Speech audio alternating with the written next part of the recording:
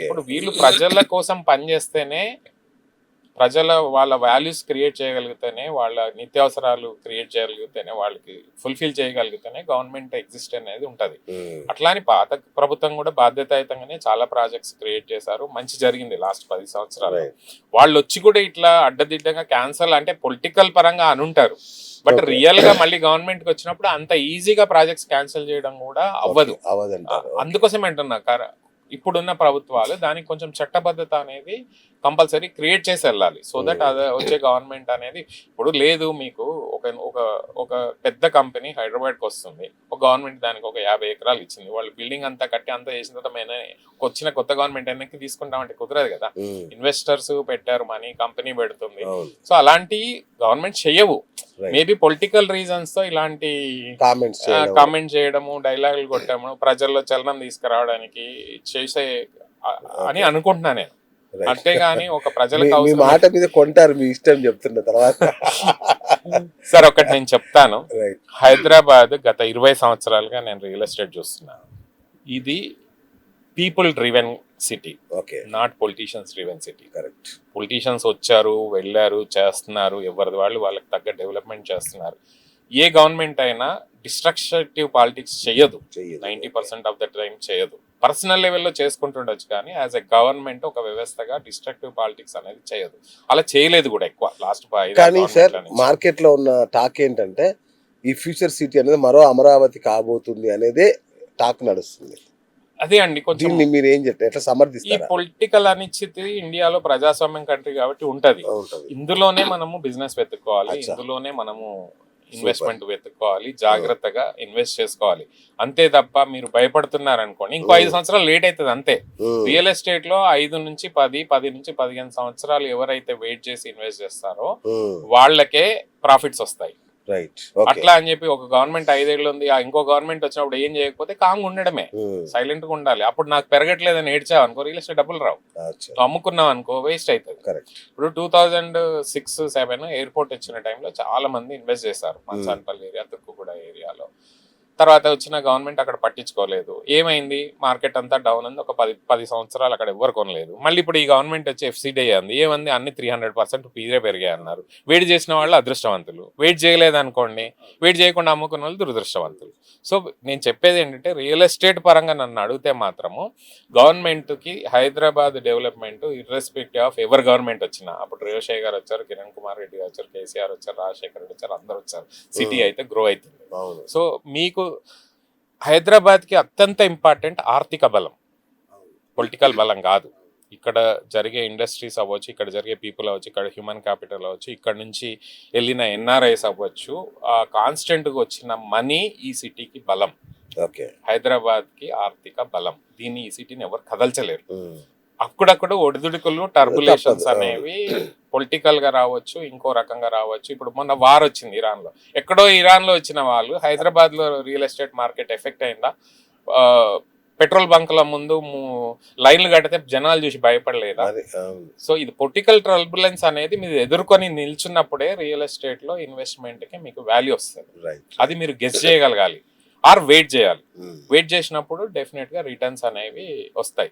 తెలంగాణ ఉద్యమం 5 సంవత్సరాలు అప్పుడు మార్కెట్ ఉంది. ఎగ్జాక్ట్ తెలంగాణ వచ్చిన తర్వాత చూసారా ఎంత పెరిగింది? 2014 టు దాదాపు 2024 దాకా, అంటే 10 years it grown like anything. ఎవరన్నా అనుకున్నారా 2009-14 లో ఎంత మంది హైదరాబాద్ వదిలేసి వేరే సిటీస్ పోయి ఇన్వెస్ట్ చేశారు?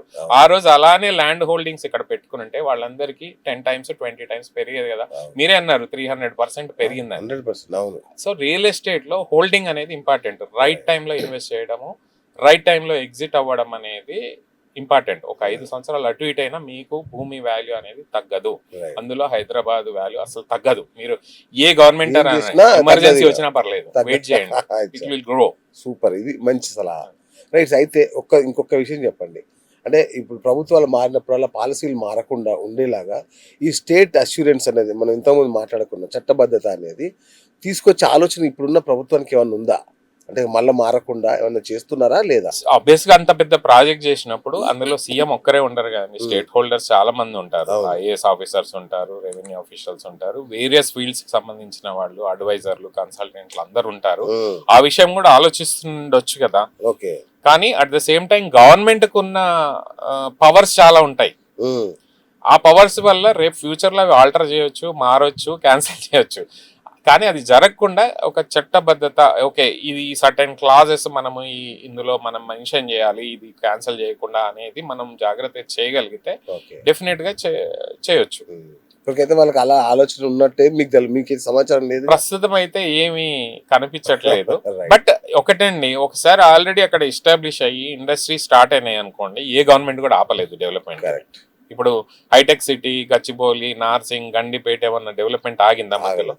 ఆగదు కదా. ఒకసారి జనాలు వచ్చి అక్కడ స్థిర నివాసం ఏర్చున్నప్పుడు, అక్కడ ఇన్వెస్ట్మెంట్స్ చేసినప్పుడు ఆటోమేటిక్ గా ఆ land area irrespective of government policies పెరుగుతుంది. ఇది అన్ని సిటీస్ లో చూస్తున్నాం మనం, హైదరాబాద్ అనే కాదు, టాప్ 10-15 సిటీస్ లో కూడా ఇది జరుగుతుంది. వరల్డ్ లో కూడా బెస్ట్ సిటీస్ లో జరుగుతుంది. సో హైదరాబాద్ ఇండియాలో మీరు వద్దన్నా కాదన్నా best city in terms of location, in terms of weather, in terms of intellectual capital, in terms of political కూడా గుర్తుపెట్టుకోండి. హైదరాబాద్, తెలంగాణలో ఉన్న పొలిటీషియన్స్ అందరూ కూడా వాళ్ళు అంతా రియల్ ఎస్టేట్ సెంట్రిక్ పొలిటీషియన్స్ ఎక్కువ మంది ఉన్నారు.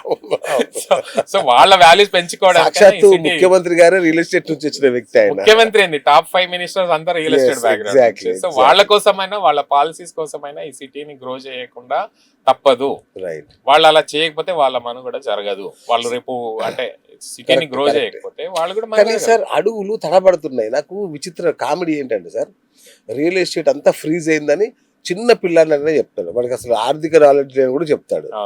అలాంటిది రాయదుర్గంలో 237 కోట్ల ఎకరం ధర పలుకుతుంది అంటే, వాహ్ ఏం భూమి ఉంది అసలు హైదరాబాద్ లో అని ఎవరైనా నమ్ముతారా సార్? ఇది కామెడీ కాదా? ఇది నమ్మడం కాదు అసలు. ఇలాంటివి మనం చూడొద్దండి. ఇప్పుడు ఐపీఎల్ లో మీరు హైయెస్ట్ బిడ్, ఐపీఎల్ ప్లేయర్ లో హైయెస్ట్ బిడ్ ఉన్న ప్లేయర్ ఆడతాడని గ్యారంటీ ఉందా?